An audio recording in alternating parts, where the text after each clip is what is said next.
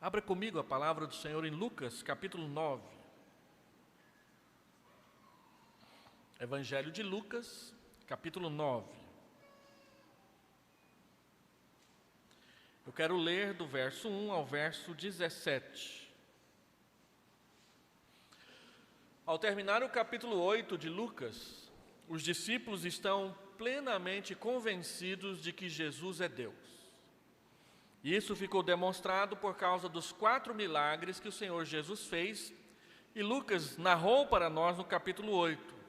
Ele acalmou a tempestade, ele é Senhor sobre todos os fenômenos naturais, ele expulsou demônios, ele é Senhor sobre todo o mundo espiritual do mal. Ele curou uma mulher enferma que sofria há 12 anos com a sua enfermidade, ele é Senhor sobre todas as enfermidades. E ele ressuscitou uma menina de 12 anos de idade, morta no leito da sua casa. Ele é Senhor sobre a vida, ele é Senhor sobre a morte. Quando terminamos o capítulo 8, Jesus é Deus. Então, todos os evangelhos colocam ali o final da primeira parte do ministério de Jesus na Galileia. Ele gastou 1 ano e meio, mais ou menos, ali naquela parte. A partir de agora, no final do capítulo 9, Jesus está pronto para seguir para Jerusalém e ir à cruz. Antes de seguirmos para Jerusalém, o Senhor Jesus fala sobre discipulado. Aqueles que creem que Ele é o Senhor, que Ele é Deus e que Ele é o Salvador e que perdoa os nossos pecados e cura as nossas enfermidades, precisam entender e saber o que significa segui-lo. Então o Senhor Jesus gasta todo o capítulo 9 de Lucas para explicar e orientar os seus discípulos a respeito do que significa segui-lo. Nós vamos subdividir o capítulo 9 em 5 exposições que eu quero fazer daqui até o final de agosto para a igreja.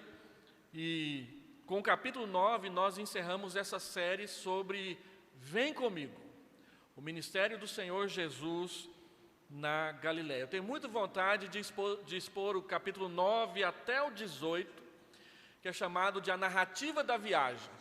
Mas se eu gastei 1 ano para fazer 25 sermões só no Ministério Galileu, os irmãos vão morrer de impaciência comigo fazendo mais quase 40 no ministério da subida para Jerusalém.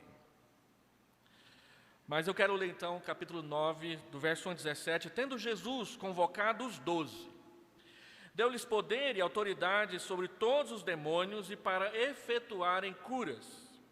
Também os enviou a pregar o reino de Deus e a curar os enfermos.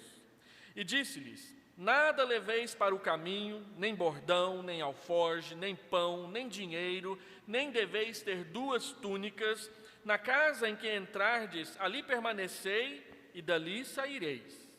E onde quer que não vos receberem, ao sairdes daquela cidade, sacudi o pó dos vossos pés, em testemunho contra eles. Então, saindo, percorriam todas as aldeias, anunciando o evangelho e efetuando curas por toda parte. Ora, o tetrarca Herodes soube de tudo o que se passava e ficou perplexo, porque alguns diziam: João ressuscitou dentre os mortos, outros, Elias apareceu, e outros, ressurgiu um dos antigos profetas. Herodes, porém, disse: eu mandei decapitar a João. Quem é, pois, este a respeito do qual tenho ouvido tais coisas? E se esforçava por vê-lo. Ao regressarem os apóstolos, relataram a Jesus tudo o que tinham feito. E levando-os consigo, retirou-se à parte para uma cidade chamada Betsaida. Mas as multidões, ao saberem, seguiram-no. Acolhendo-as, falava-lhes a respeito do reino de Deus e socorria os que tinham necessidade de cura. Mas o dia começava a declinar. Então se aproximaram os 12 e lhes disseram: despede a multidão para que, indo às aldeias e campos circunvizinhos, se hospedem e achem alimento, pois estamos aqui em lugar deserto. Ele, porém, lhes disse: dai-lhes vós mesmos de comer. Responderam eles: não temos mais que 5 pães e 2 peixes, salvo se nós mesmos formos comprar comida para todo este povo. porque estavam ali cerca de 5.000 homens. Então disse aos seus discípulos: fazei-os sentar-se em grupos de 50. Eles atenderam, acomodando a todos, e tomando os 5 pães e os 2 peixes, erguendo os olhos para o céu, os abençoou, partiu e deu aos discípulos para que os distribuíssem entre o povo. Todos comeram e se fartaram, e dos pedaços que ainda sobejaram foram recolhidos 12 cestos. Senhor Deus, a Tua palavra foi lida, ela é importante para nós, é a Tua palavra. Por isso, Senhor Deus, dá-nos a luz do Teu Espírito para explicá-la com fidelidade, aplicá-la com verdade e obedecê-la com santo amor e temor. Visita a Tua igreja com a palavra do Senhor neste momento. É a oração que nós fazemos no nome do Senhor Jesus. Amém. Quando Lucas, então, abre o capítulo 9, parece que Jesus está nos dizendo: agora é a vez de vocês, agora é com vocês. E esse é o tema do sermão que eu quero tratar com os irmãos nessa noite. Agora é com vocês, agora é a vez de vocês. E ele então diz: vão e façam com os outros, e façam aos outros o que eu fiz com vocês, o que vocês viram eu fazer com as outras pessoas. Todos os evangelhos estão em acordo que esse momento é o momento em que Jesus se volta para dar atenção aos discípulos. E o tema do capítulo 9, basta uma única lida, você vai perceber, é discipulado.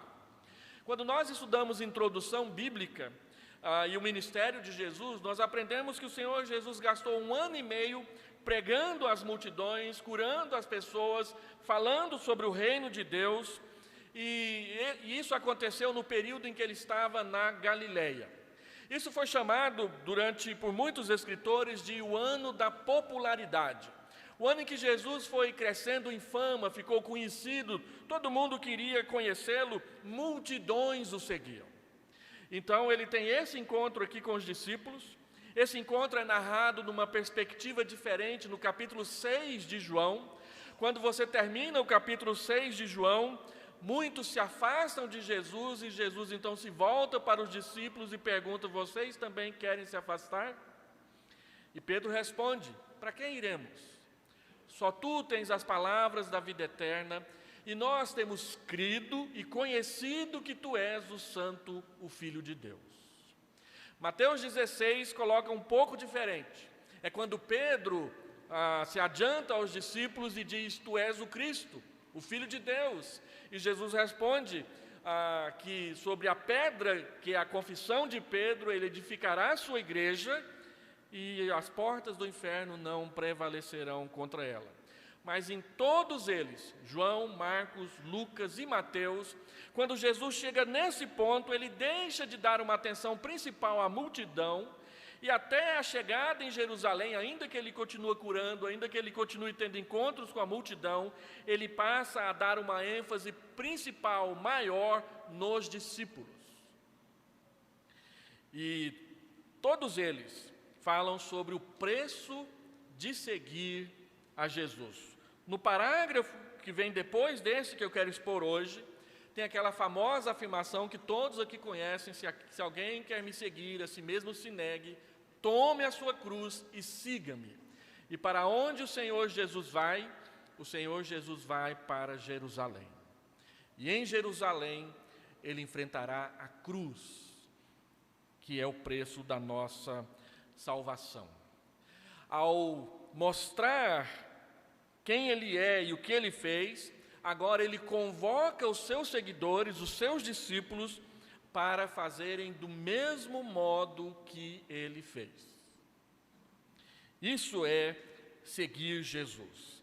E ele então diz, quando ele vê aquela multidão: olha, dá a vocês mesmos de comer a eles. Eu fico pensando que os olhos dos discípulos ficaram arregalados de tão grandes. Como nós vamos fazer isso?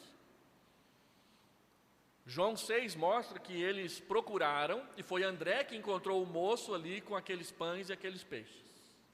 Mas o que é isto para esse tamanho de multidão? Eles fizeram as contas, e no outro evangelho diz que pelo menos 200 denários seriam necessários para comprar pão para toda aquela multidão. Era algo caro, era um dinheiro que eles não tinham, mas esse era o desafio que Jesus estava dando para eles. O Evangelho, ele não é só pregar, anunciar e falar. O Evangelho também é cuidar. E o Senhor Jesus dá essa tarefa para nós, Ele cuidou. É importante você observar que quando as multidões descobrem Jesus e vêm até Ele, Ele as acolhe. A palavra está aí no texto. Vindo as multidões, acolheu-as. E acolhimento tem sido uma palavra-chave nesses últimos tempos, quando nós falamos em igreja e servir. Acolher, receber, incluir, cuidar daquele que precisa, daquela que necessita, do mesmo modo como o Senhor Jesus tem cuidado de nós. Eu quero mostrar essa tarefa que o Senhor Jesus nos dá quando Ele diz, agora é com vocês. Esse é o preço do discipulado, de 3 formas aqui no texto. Do verso 1 até o verso 6, o Senhor Jesus completa o seu discipulado e Ele dá autoridade aos seus discípulos e Ele os envia. Quando o Senhor Jesus diz, agora é com vocês, Ele não dá essa ordem no vazio. Se você lê o texto juntamente comigo, observa logo no versículo 1, que o Senhor Jesus convoca os 12, deu-lhes poder e autoridade sobre todos os demônios e para efetuarem curas. E também os enviou para pregar, para proclamar o reino e para efetuarem curas. A palavra que aparece aqui para pregar e proclamar, são 2 palavras que aparecem no Novo Testamento, a palavra querissem, que é proclamar, anunciar, dizer o que aconteceu, e a palavra evangelho, que é dar uma boa notícia para as outras pessoas. Nós somos aqueles que anunciamos o que aconteceu, e isso que nós anunciamos não é uma tragédia, não é algo ruim, é a boa notícia de que Deus nos ama e Ele enviou seu Filho para perdoar os nossos pecados e cuidar de nós. Quando o Senhor Jesus diz que os discípulos devem fazer a mesma coisa que Ele fez, Ele não os envia desprovidos para o meio das pessoas, Ele lhes dá poder e autoridade, e o texto é claro em dizer que é poder sobre todos os demônios e é poder para efetuarem curas. E associado a isso, pregar o Evangelho e curar enfermos. Pregar o reino. E o que é o reino? Uma definição teológica de William Hendrickson é: o reino de Deus é o reinado, o governo e a soberania de Deus reconhecidos no coração e ativo na vida do povo de Deus, efetuando a sua completa salvação, a sua constituição como igreja e a redenção final do universo. Vamos olhar essa definição pedaço por pedaço. Primeiro, ele diz que o reino de Deus é o governo e a soberania de Deus reconhecidos. O reino de Deus, Jesus vai dizer lá em Lucas 17, 21, que o reino de Deus ele não vem com visível aparência, mas ele está dentro de nós. Deus governando a partir dos nossos corações e dentro dos nossos corações. Não é simplesmente um governo político que nós enxergamos e reconhecemos a sua autoridade instituída, mas é um poder que age dentro das nossas vidas, mudando as nossas lealdades, colocando Deus em primeiro lugar e acima de tudo. Salvação completa. A palavra de Deus diz que para entrar no reino é preciso nascer de novo, João capítulo 3, versículo 3. Se você não nascer de novo, Jesus diz para Nicodemos, você não verá o reino, você não conhecerá a vida eterna, você não poderá estar na casa do meu Pai. E o nascimento, esse novo nascimento, ele vem de cima, ele vem de Deus, ele vem da água e ele vem de uma operação do Espírito Santo na sua vida. essa igreja, então, é formada com isso. É por isso que Jesus diz que pessoas ricas têm dificuldade de entrar no reino, porque elas não conseguem se desapegar dos bens materiais para confiar na graça de um Deus que perdoa. A igreja reunida, a igreja recebe, Mateus 16, verso 18 e verso 19, as chaves do reino, para andar em harmonia com o céu. O Senhor Jesus diz em Mateus 16 que o que nós desligarmos na terra terá sido desligado no céu. Há uma versão que traz um erro de tradução aqui, pois traduz a expressão terá sido simplesmente por um verbo comum, ou seja, o que desligardes na terra será desligado no céu. Essa é uma tradução incorreta. O verbo é composto. Ele não quer dizer que Deus vai obedecer lá no céu o que nós resolvemos fazer aqui na terra, mas que nós vamos fazer aqui na terra porque primeiro foi feito no céu. É esse o sentido do verbo composto terá sido. O primeiro verbo no futuro e o segundo verbo no passado passivo. Ou seja, o que isso quer dizer? Que nós vamos desligar aqui na terra aquilo que já foi desligado no céu, e que nós vamos ligar aqui na terra aquilo que já foi ligado no céu, e não o oposto. Não é nós determinando o que Deus vai fazer, mas é nós fazendo em harmonia com o que Deus já fez, em obediência ao que Ele está fazendo. Ele fala do universo redimido. Se você ler Romanos, capítulo 8, versículo 18 a 23, lá é dito que a terra, a natureza, a criação geme aguardando a revelação dos filhos de Deus. O que quer dizer que não é só a humanidade que está debaixo da queda do pecado, todo o mundo, todo o planeta Terra está. Deus encerrou sob maldição o planeta por causa do pecado que nós cometemos. E que a criação, ela geme aguardando a mudança desse estado de coisas. Quem mostrou isso de uma forma muito poética e bela foi Tolkien na sua história O Senhor dos Anéis, com aquela turma do povo das árvores, o Babárvore e aquela turma toda. As árvores diziam: essa guerra não é nossa, até que Saruman e os seus machados foram lá e derrubaram tudo. E então o Babárvore diz: mas eu conheci essas árvores quando eram sementes, elas são formas de vida. E aí nós temos um dos momentos mais interessantes, e é quando a guerra vira, que é quando a criação entra na batalha. A mesma história foi explorada por aquele filme Avatar, só que de forma bem grosseira. A terra ouve, e a terra envia os animais para ajudar na guerra. Mas não é a terra que ouve e a terra que envia, é Deus quem governa. É o reino de Deus obedecendo ao senhorio de Deus. A tempestade obedece à voz de Jesus quando Ele diz: acalma, emudece.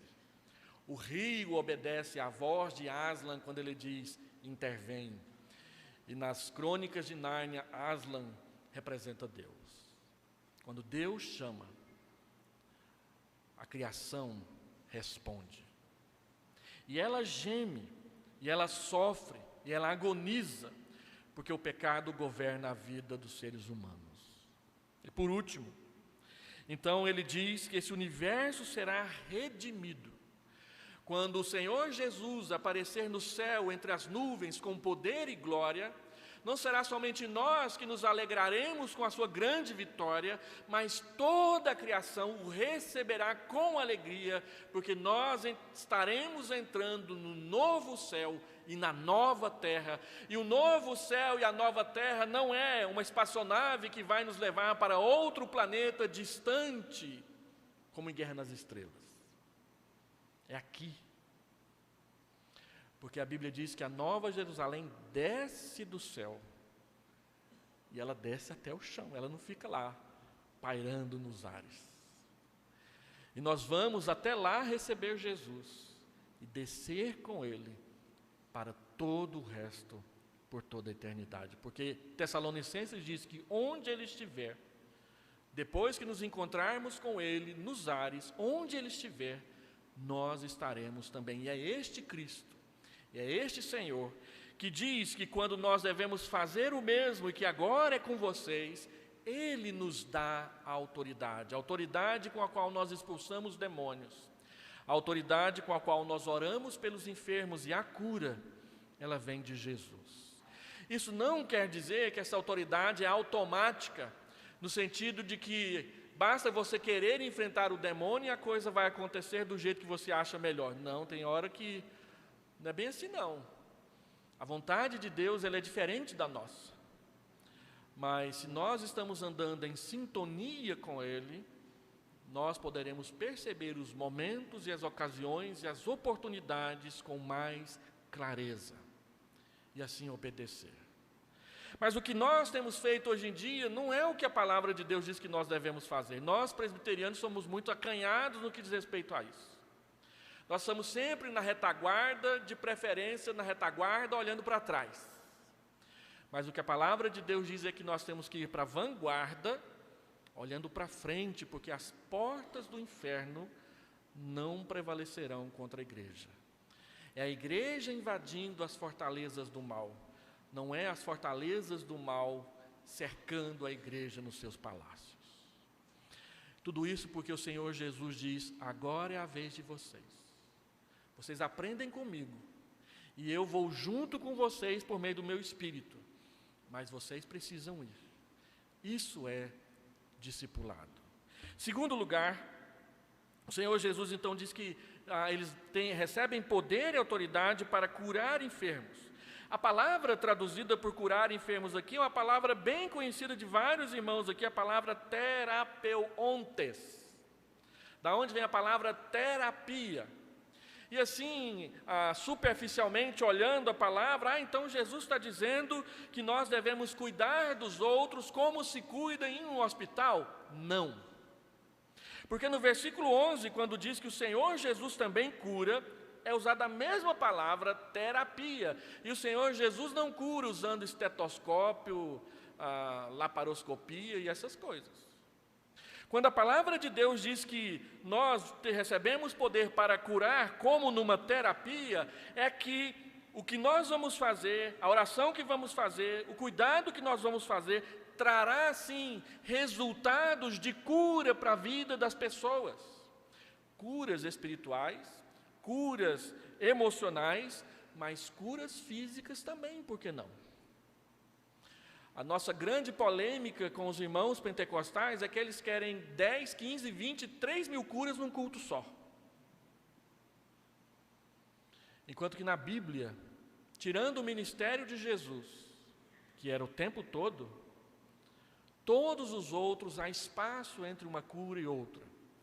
Os irmãos vão perceber na história bíblica que as curas, os milagres, eles estão concentrados mais em certas épocas do que em outras, na época de Moisés, na época de Elias e Eliseu, e depois na época do Senhor Jesus e dos apóstolos, não mais. E aí, os irmãos viram comigo aqui o ministério de Eliseu, quando a Escritura narra 18 milagres de Eliseu. E aí a gente pensa que foram 18 milagres em 18 dias. Não, foram 18 milagres em 60 anos. 18 milagres em 60 anos, mas eles acontecem. E se for da vontade de Deus, no momento em que for necessário e Deus quiser fazer, com mais frequência. Quem já leu o livro Reavivamento na África do Sul, uma igreja tão conservadora ou mais conservadora do que a nossa, experimentando milagres o tempo todo, quase todos os cultos. E o que é pior, sem o pastor orar por eles. E eu recomendo que os irmãos leiam, para eu não ficar gastando sempre aqui palavras para dizer.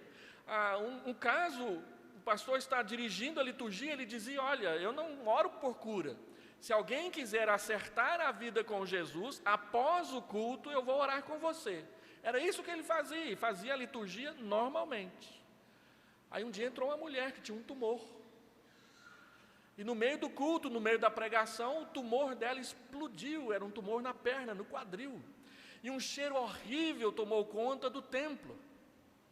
Ele diz no seu livro que viu as pessoas saltando para o lado, os que estavam sentados ao lado da moça. E no dia seguinte, sem oração, sem nada, o local onde o tumor havia explodido não tinha nem cicatriz.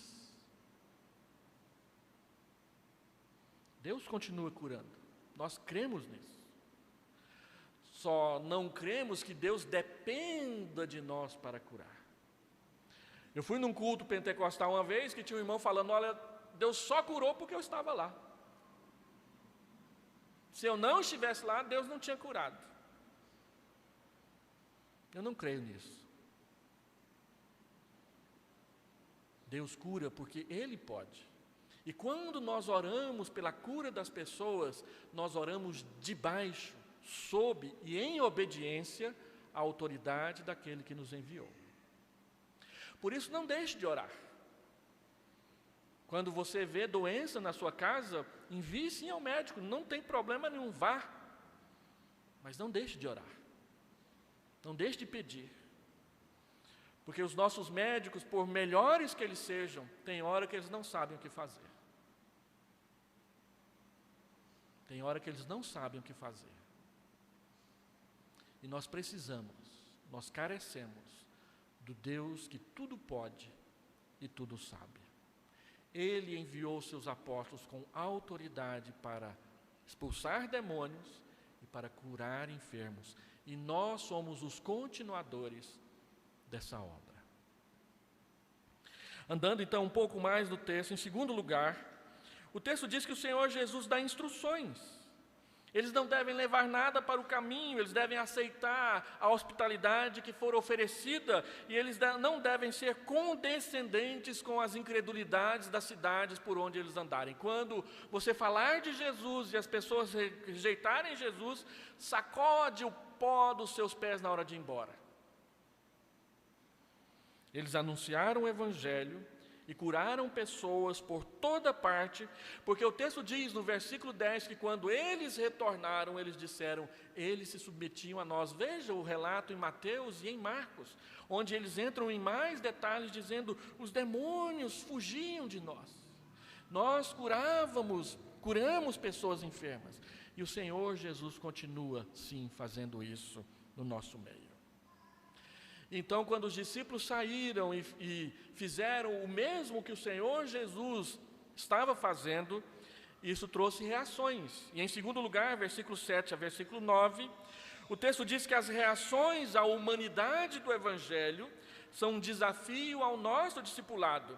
Nós temos dois tipos de reações que o Senhor Jesus mostra aqui no relato de Lucas. Primeiro, a perplexidade dos políticos. Herodes, o que está acontecendo no meu reino? Herodes era o rei local. Ele disse, eu mandei matar João, quem é esse aí? E as pessoas então diziam, João ressuscitou, Elias apareceu, um outro profeta anda por aqui. Olha o misticismo popular, dois empecilhos ao discipulado cristão. A perplexidade de quem acha que governa sobre tudo e sobre todos, inclusive sobre o Evangelho, e o misticismo popular que não consegue ler a Bíblia e crer no que ela ensina. Tem que torcer. E no mês de junho, o misticismo popular bate à nossa porta, como dizia o meu irmão, com força. Porque é época das festas juninas e tem um monte de pai e mãe de crente que cede a essa coiseira. De achar que uma festinha, um negocinho, uma bandeirola, essas coisas vai melhorar o seu dia e o seu ano. Todo mundo faz, pastor, é festa na escola. Mas para quem? É uma festa cultural. Cultura de quem? O Evangelho não é contra a cultura? O Evangelho não é outra cultura? Por que a gente insiste em querer trazer para dentro aquilo que Deus diz que a gente tem que colocar para fora? Misticismo popular. Sincretismo religioso. Nós, protestantes, gostamos de pegar no pé do sincretismo dos católicos e mal olhamos para o tanto de coisa que se mistura no meio da nossa igreja. Deixa eu citar pelo menos 3. Onde que a gente vê um monte de sincretismo na igreja presbiteriana do Brasil? Primeiro, nos casamentos. Casamento é um lugar que se mistura de tudo.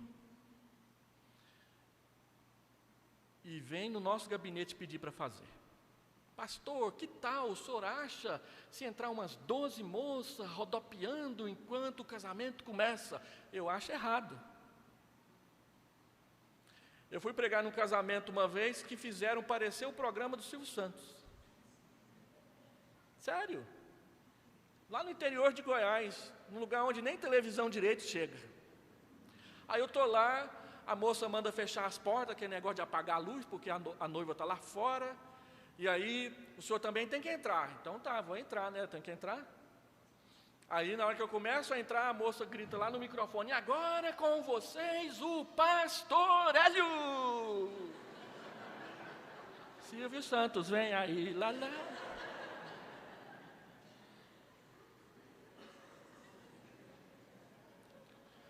Ah, pastor, deixa a gente amarrar umas cordas coloridas na mão, igual no casamento ortodoxo. Deixa a gente fazer aquela dancinha assim, igual na tribo lá da Somália. É bonito. Você quer um casamento onde Deus abençoa?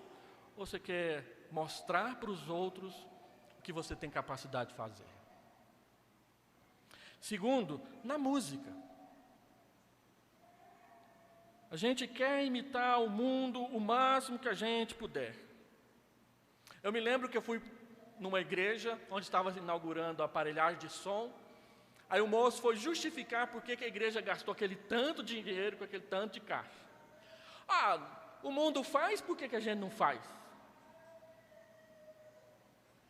E aí o mundo faz barulho até 3 horas da manhã, e a gente quer fazer também, né? E esquece que tem vizinho, até do apartamento do lado da igreja. Na música. Muitas vezes nós queremos fazer show e não adorar o nosso Salvador. E terceiro, na administração da igreja. Tem gente que acha que a igreja tem que dar lucro. Tem gente que acha que a forma de resolver os problemas da igreja é como a gente faz lá na empresa. Nossos presbíteros são muito tentados a isso muitas vezes. De olhar para a igreja e ver uma peça administrativa que tem que funcionar. Mas não é. Então nós enfiamos o dedo no sincretismo dos outros e não olhamos para os nossos. E é isso que atrapalha o discipulado. Olha os políticos olhando para nós: o que está acontecendo lá naquele povo lá? Vamos intervir no meio deles. E olha o misticismo popular: olha o que está acontecendo ali, milagre, milagre, milagre, milagre. Eu quero também, eu também quero. Faz um milagre em mim, Senhor, eu preciso de um milagre, tem que ser hoje. Restitui. E aí um pastor, colega nosso, foi pregar numa igreja, e ele ficou sabendo que a moça do louvor tinha perdido o namorado, e era a época daquela música Restitui. E ele disse que viu a hora que a moça olhou para o rapaz e: Senhor, restitui.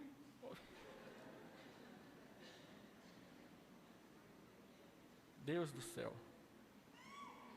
O realismo dos fatos é a seguinte pergunta: quem é este homem? Herodes pergunta: quem é este homem? E nós sabemos responder: quem é este homem? É interessante essa pergunta aparecer logo no início do capítulo 9, uma vez que no final do capítulo 8, os discípulos perceberam: Ele é Deus. Os discípulos estão com a resposta na ponta da língua. Quem é este homem? Este homem é o Filho de Deus. Este homem é o Santo de Deus. Este homem é aquele de quem, para quem iremos, pois só Ele tem a palavra da vida eterna. E nós temos crido, e nós temos conhecido que Ele é o Filho de Deus. num desses grupos de WhatsApp dos quais eu participo de mais de 70, só na igreja são 36. Mas num dos grupos da minha família apareceu um daqueles vídeos bonitinhos que todo mundo gosta de postar. Apresentação do Circo de Soleil. Primeira apresentação do Circo de Soleil depois do fim da pandemia, quando o circo quase quebrou, e todo mundo gosta do Circo de Soleil, é muito bonito, é belíssimo aquele tipo de dança, aquele espetáculo. E o primeiro espetáculo deles foram sobre a queda de Adão no pecado. Eva oferecendo a maçã, Adão comendo a maçã, tudo isso em dança muito bonita. E aí quando Eva come e Adão come, aparecem uns dançarinos vestidos de esqueleto, e eles começam a puxar as meninas vestidas de branco, e leva tudo para debaixo deles, e a última cena é uma moça tentando sair, e eles puxam para dentro do buraco, até que então tudo escurece, e uma luz brilha no meio, e ele aparece nas mãos de um anjo. E aí a pessoa diz: olha, que lindo, pregando a Bíblia para nós. Aí eu fiz o meu comentário. Até quando o mundo não aceitará o sacrifício de Jesus por nós? Porque a Bíblia diz que quem salvou foi Jesus, não um anjo. E os coreógrafos, e os artistas, e as pessoas de talento sabem. Mas eles fazem de tudo para colocar outra coisa salvando que não seja Jesus. E Paulo diz: ainda que venha um anjo do céu, pregando um evangelho diferente desse que vocês conhecem, seja anátema, salvação só Jesus. É Ele quem tira a gente do buraco no qual Adão e Eva nos colocaram. Em terceiro lugar, o Senhor Jesus nos chama a agir, movidos pela mesma compaixão que define o valor da humanidade do nosso discipulado, verso 10 ao verso 17. Olha quanto é interessante e importante o verso 10 na narrativa de João. Ao regressarem os apóstolos, relataram a Jesus tudo o que tinham feito. E levando-os consigo, retirou-se à parte para uma cidade chamada Betsaida. Mas as multidões, verso 11, ao saberem, seguiram-no, acolhendo-as, falava-lhes a respeito do reino de Deus e socorria os que tinham necessidade de cura. Continuou fazendo a mesma coisa que sempre fez, acolheu os seus discípulos, tentou levar para um acampamento para descansar um pouquinho, mas no meio do caminho, multidão. E ele não as rejeita, ele não as despede, ele as acolhe e ele cuida delas como sempre fez. Os discípulos relataram tudo o que aconteceu. Jesus os leva consigo e o Senhor Jesus atende, acolhe as multidões. Acolhe, fala do reino e socorre os seus necessitados. É nesse contexto que então ele diz: olha aí a multidão, dá-lhes vós mesmos de comer. O Senhor Jesus recebe as multidões e primeiro lhes fala do reino. Ele as recebe e cura quem precisa de cura. Ele as recebe e não permite que sejam mandadas embora com fome. Ele as recebe e determina aos discípulos que as alimente. Então eles têm um novo desafio: dai-lhes vós mesmos de comer. Eles acabaram de experimentar o poder de Jesus na missão que eles realizaram. Eles voltaram jubilosos, dizendo o quanto tinha sido bom aquele período. Mas quando o Senhor Jesus diz: agora toma providência, eles se assustam, eles se perdem, eles se desorganizam e eles percebem que o nosso maior obstáculo sempre é a nossa falta de fé. O maior obstáculo da Igreja Presbiteriana de Vila Nova não são as coisas que são colocadas contra nós. O O maior obstáculo da igreja de Vila Nova é crer, perseverar na fé, ficar firme mesmo quando as coisas ficarem difíceis, andar no caminho de Deus até o fim. É mais fácil mandar embora, não é? Vai embora.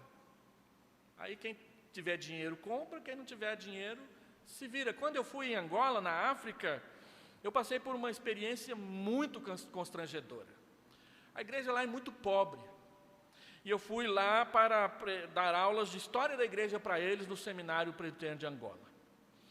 Então eles chegavam, as aulas começavam às 9 e tinham que terminar às 3. Começavam às 9 porque eles acordavam de madrugada onde eles moravam para vir para o local onde as aulas eram dadas. E tinha que terminar às 3 porque senão eles não conseguiriam uma van para poder ir embora para casa, onde eles iam chegar já na entrada da noite. Um lugar muito pobre. E aí quando chegou a segunda-feira, o primeiro almoço, eles foram lá e compraram um marmitex para mim e me serviram na frente de todos os 55 pastores que estavam lá, e eles não iam receber nada.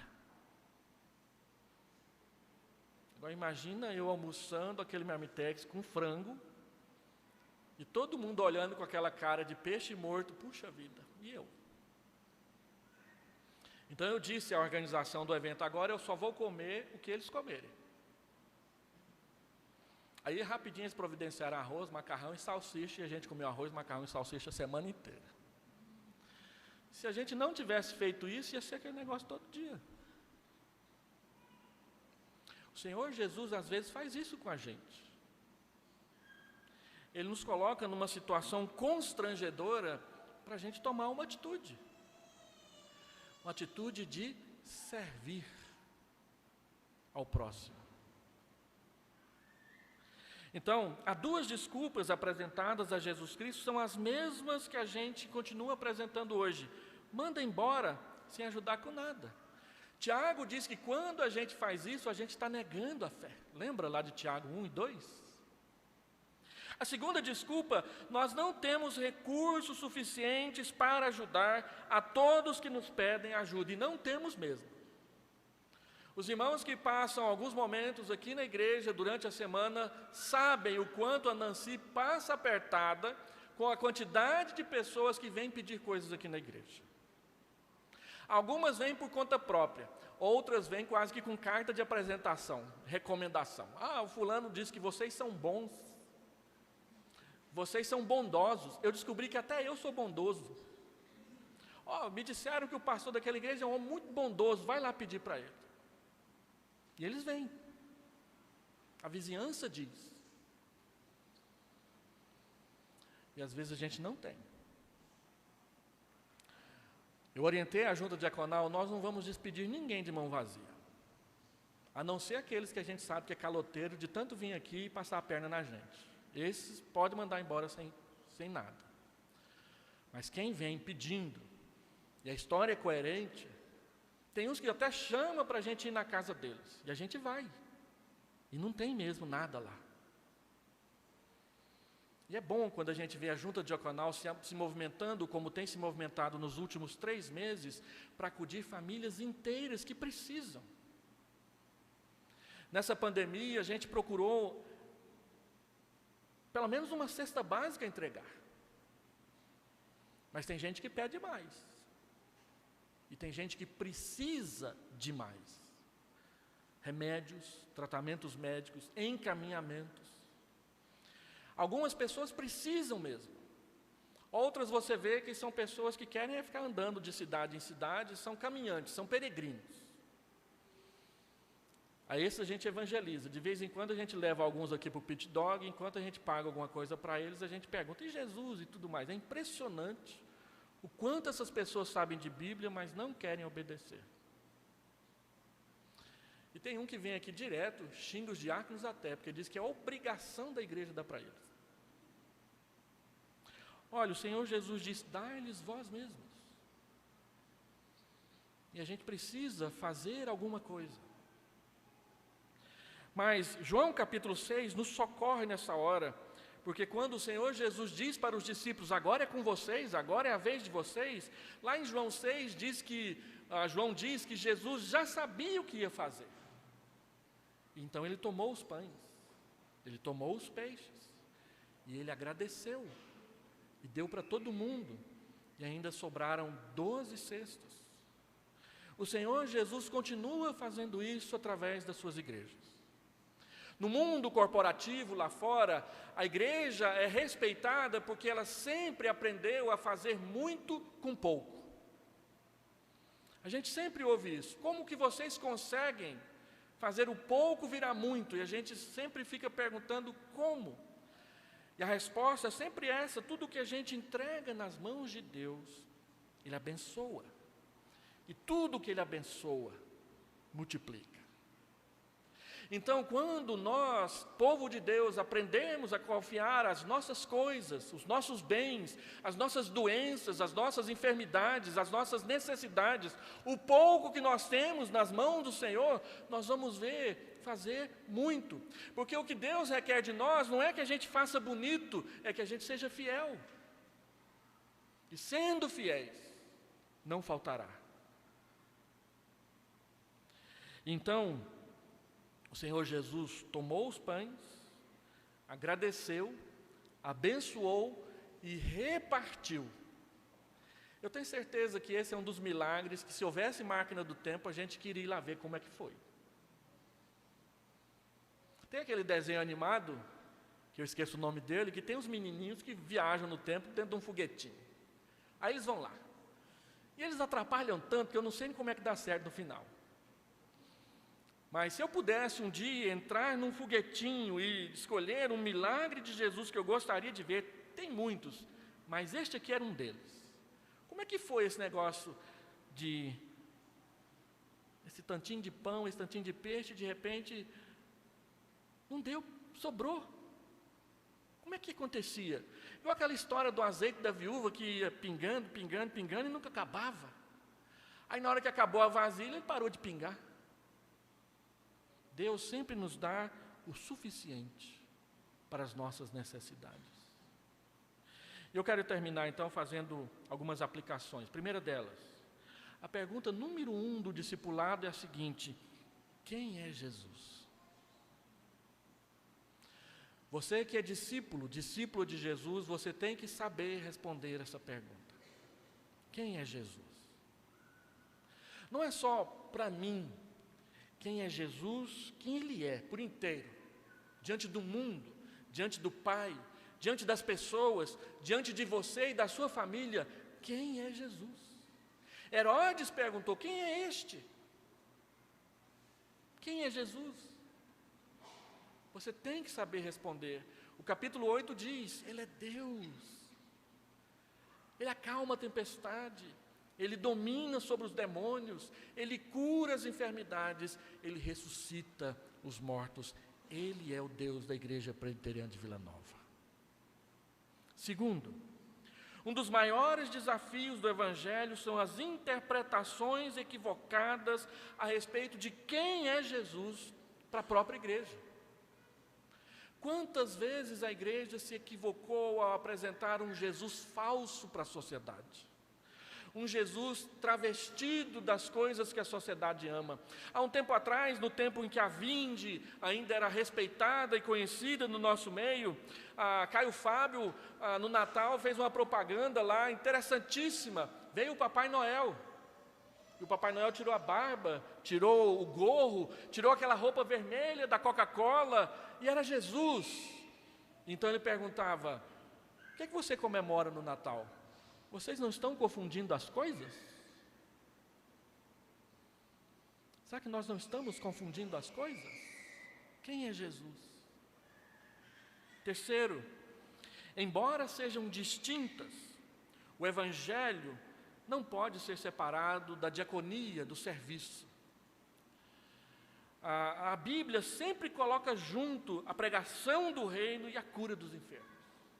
Nós, especialmente nós conservadores, tentamos separar o máximo os dois, mas a Bíblia não separa, nós é que separamos.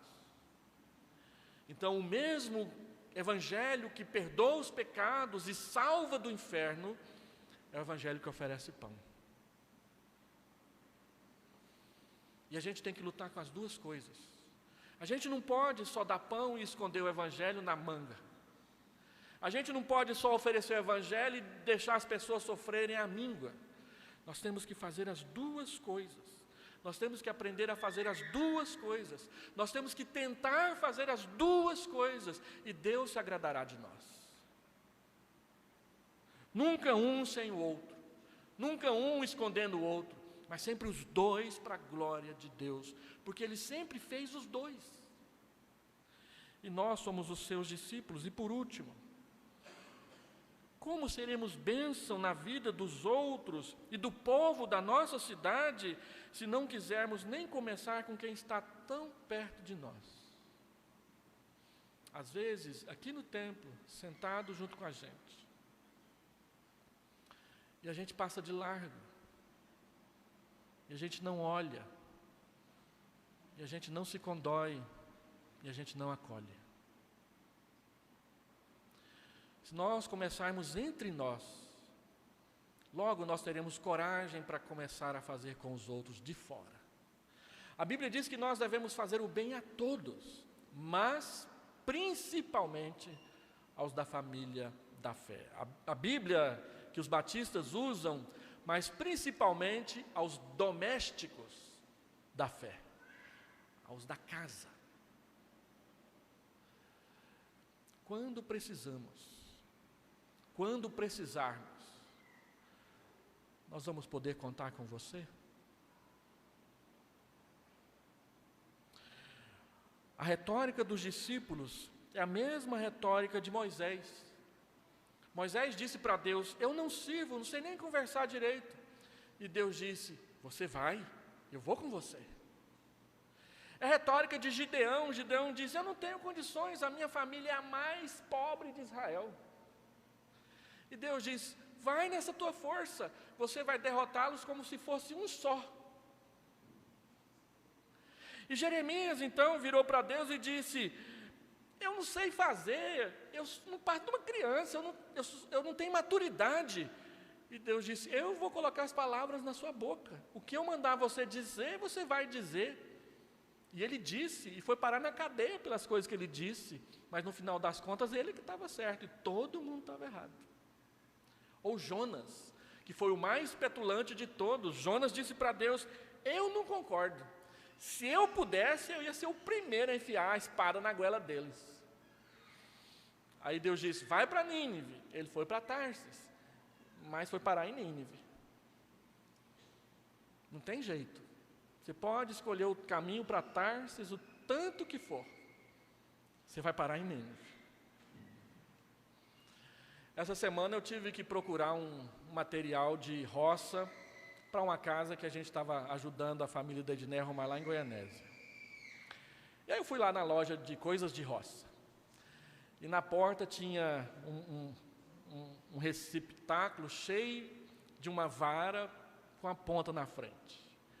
É o famoso aguilhão. Eu só não sabia que a ponta era tão pontuda de que jeito. E eu me lembrei então de Paulo, quando ele diz, Deus disse para ele: Saulo, Saulo, por que me persegues? Dura coisa é recalcitrares contra o aguilhão. Aquela vara, com um espeto na ponta, que o boiadeiro espeta o traseiro do boi quando ele não quer andar. Às vezes Deus faz isso com a gente. Mas aqui, quando os discípulos dão um passo atrás,